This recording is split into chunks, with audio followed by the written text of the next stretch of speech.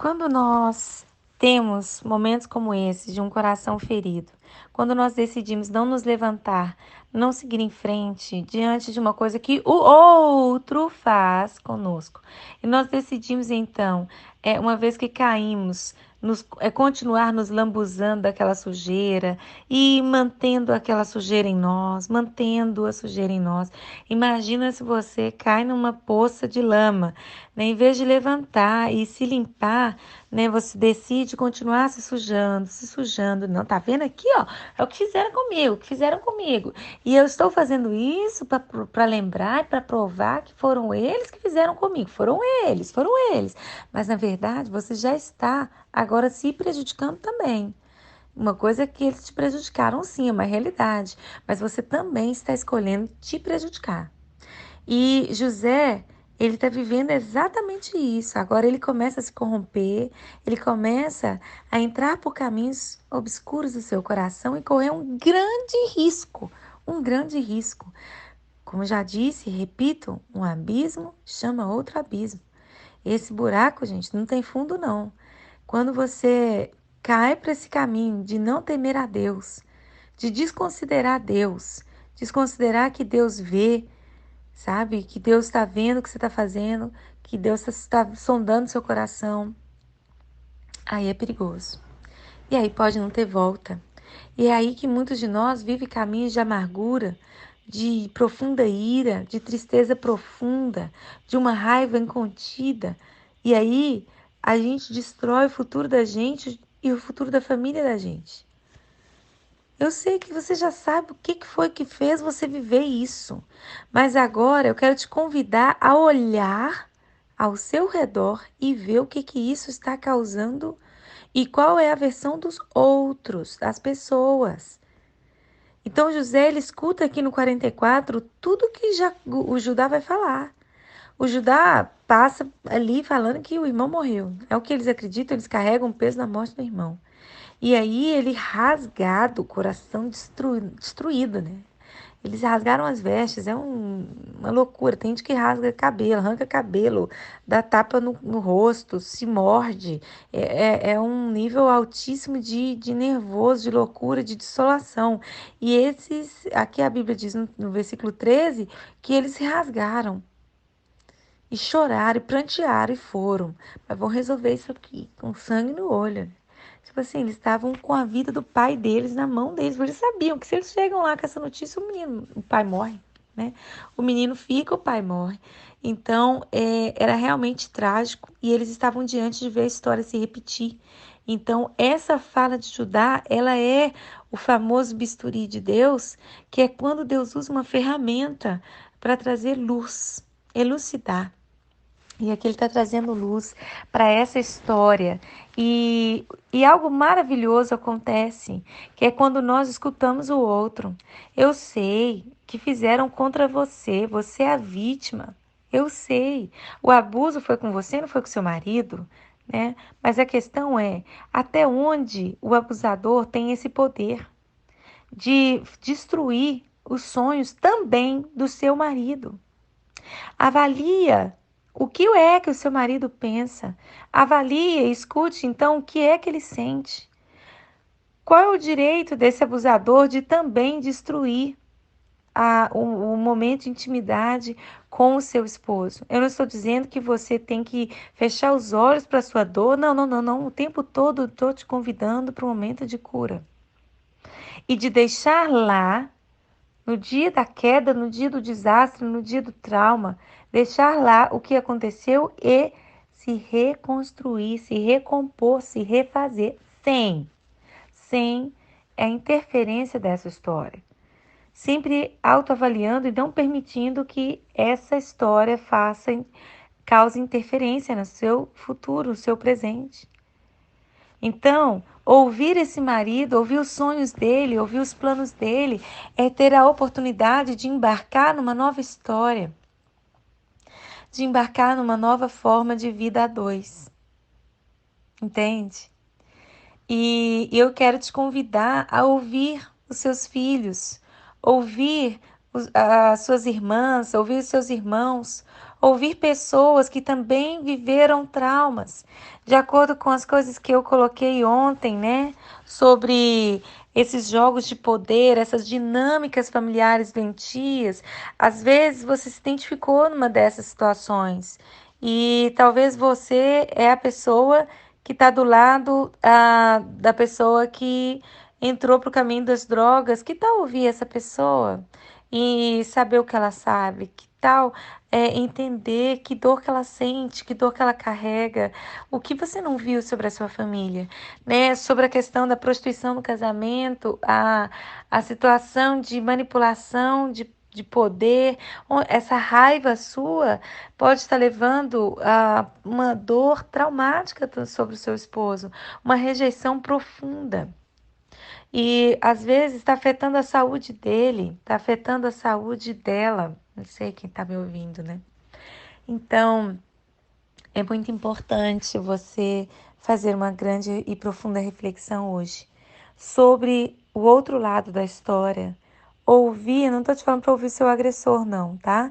Eu estou te falando para você ouvir as pessoas ao seu redor. E às vezes esse ouvir não é nem pedido para falar. Às vezes esse ouvir é fazendo uma leitura visual mesmo, e eu percebendo que às vezes você tem perto de você alguém que parece mudo, que nunca tem oportunidade de falar. Às vezes você fala tanto da sua dor, você fala tanto dos seus problemas, você se sente tanto no seu direito, que você está afogando alguém, se debatendo no, né, na dinâmica aqui de um rio, né, no naufrágio, você está afundando alguém. Você não deixa o outro falar, não deixa o outro reagir, o outro conviver, o outro participar. E só você existe, só a sua história existe. E às vezes tem um filho que está indo mal na escola, que não tem espaço para se expressar, que não tem um final de semana para se divertir, não tem umas férias em família, porque você tá ruim, você tá mal, você tá se debatendo. Então, só você merece atenção. Você perdeu a sua mãe, então você merece seu tempo de espaço de choro, mas essa criança que está do seu lado perdeu a avó, e aí? Você já ouviu o choro dessa criança? Você já permitiu ela chorar? Então, existe toda uma história em volta da sua história que você precisa ouvir, que é importante que você conheça. Às vezes, até o seu vizinho, sua vizinha, tem uma informação ali, tem um ponto de vista que, se você ouvir, vai te abençoar e você vai entender a sua história de uma forma diferente. Hoje é um dia importante, porque foi esse choque de realidade que trouxe para José a paz que ele não sentia há muito tempo. Sabe, eu sei que tem spoiler por aí, né? Capítulo 45 tá aí, é só virar a página que você vai ler, se você quiser já se antecipar. Mas eu não vou continuar hoje, vou deixar para amanhã. E eu quero te dar essa oportunidade de avaliar, né? Às vezes você se identificou com a princesinha do papai e através desse processo, né, de estar ali convivendo com a possibilidade de alguém amar outra pessoa, você entrou no casamento com um homem bígamo, ou você é o marido de uma esposa que adultera, e você está diante de uma realidade que, se você hoje, né, talvez se divorciar, você pode vir a escolher alguém com o mesmo traço de caráter, com a mesma disposição de adulterar. Porque a questão não está. O outro já tinha essa demanda, já tinha esse problema, já tinha essa disfuncionalidade. Mas o fato de você ter escolhido ele, não tem como você falar que foi por engano, porque a pessoa já dava todos os sinais. A questão aqui é que você tem a sua raiz de dor. A sua raiz de dor lá na sua infância, que precisa ser tratada. E o fato dessa dor ainda existir, ser vital dentro de você, faz com que você sinta essa, essa dificuldade ali de saber fazer escolhas. E você escolhe errado. A questão agora é tratar o dedo podre, né? Que escolhe errado. Às vezes você está nessa dinâmica de trabalho, escolhendo errado, gastando seus dias, se sentindo fútil, inútil, lutando, não conseguindo conquistar, está sempre entrando em canoa furada. Mas por quê? Porque talvez lá na sua história existe uma história de dor que diz para você que você é obrigado a ficar com o menos, com o menor, né? Às vezes na partilha de comida na sua casa, você escolhia ficar com o menor pedaço e tudo mais, e aquela coisa toda, e agora você acredita que você tem que ter o menor para sempre. Eu quero te dizer que além daquele momento, daquela história de dor, existe a sua história de vida hoje. Você tem que deixar lá no passado o que passou e viver no presente o que Deus te dá hoje. Amém? Então eu quero te convidar a fazer essa oração comigo, a viver a profundidade e pedir o Senhor para te revelar o que precisa ser revelado. Amém? Senhor, nós colocamos diante do teu altar nossas vidas. Senhor, que a sua verdade venha como um espelho e que o Senhor possa nesse momento, Pai, nos fazer perceber nos mínimos detalhes o que os outros dizem sobre essas circunstâncias, que nós possamos ouvir nos olhos dos nossos filhos o que eles estão sentindo, dos nossos maridos, das nossas esposas, Deus, que as pessoas que estão ao nosso redor, que possam ser usadas pelo Senhor com esse bisturi, para liberar essa graça do seu amor sobre nós. Senhor, que o teu rio de cura possa nos levar ao pleno conhecimento do Senhor. Pai, que a graça do Senhor esteja sobre nós, esse favor que nós não merecemos, que possa se materializar, Deus, nessa sensibilidade para entender o sofrimento dos outros a partir do nosso sofrimento.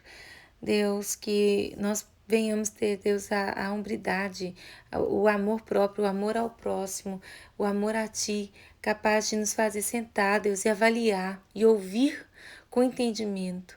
E ouvir, Deus, através de sintomas, de tudo que elas possam nos mostrar. Senhor, que nós possamos ver e realmente agir de forma diferente, contemplar a beleza do Senhor, contemplar as mudanças. Senhor, que nós venhamos vivenciar o novo tempo do Senhor nas nossas vidas. Pai, que as curas possam fluir, que a graça do Senhor possa se manifestar e que o mundo veja, Deus, que o Senhor se atentou para nós e nos resgatou. Pai, que nós venhamos entender, Deus, que a cura necessária chegou. Senhor, não sabemos o que o Senhor vai fazer com toda essa história, como o Senhor vai nos curar, mas sabemos que chegou o tempo. E que esse tempo, Pai, que se chama hoje, assim como está lá em Hebreus 4, é o nosso tempo de restauração.